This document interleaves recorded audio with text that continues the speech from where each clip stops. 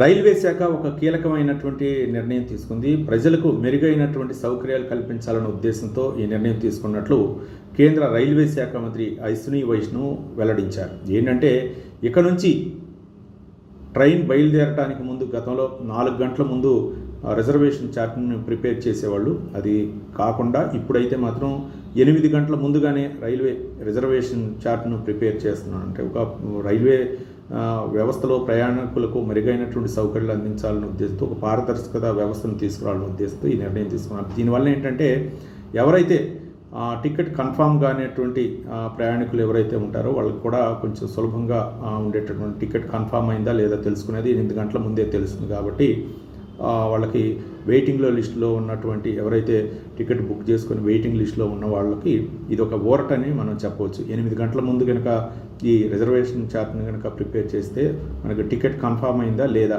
లేకపోతే మనకి సీట్ కనుక లేకపోతే టికెట్ కనుక మనకి అందులో మనకి సీట్ కన్ఫామ్ కాకపోతే ప్రత్యామ్నాయ మార్గాల ద్వారా వేరే ప్రయాణం ద్వారా మనం వెళ్ళొచ్చు. అంటే రైల్వే ప్రయాణం కాకుండా వేరే మార్గాల ద్వారా మనం వెళ్ళొచ్చు. కాబట్టి దీన్ని పారదర్శకత తీసుకురావడం కోసం మరి ప్రయాణికులకి మరింతైనటువంటి సులువైన మార్గం ద్వారా వాళ్ళని ప్రయాణించాలన్న ఉద్దేశంతో వాళ్ళు ఎటువంటి కన్ఫ్యూజ్ చేయగలన్న ఉద్దేశంతో వెయిటింగ్ లిస్టులో ఉన్నటువంటి ప్రయాణికులకి అయితే ఇది మంచి ఓట్ అని చెప్పేసి రైల్వే శాఖ మంత్రి అశ్విని వైష్ణవ్ వెల్లడించారు. మొత్తానికి ఇది వెయిటింగ్ లిస్టులో ఉండే ప్రయాణికులకు అయితే మాత్రం మొత్తానికి టికెట్ కన్ఫామ్గానే ఎవరైతే ప్రయాణికులు ఉంటారో వాళ్ళకైతే ఒక మంచి ఓరటనే మనం చెప్పవచ్చు.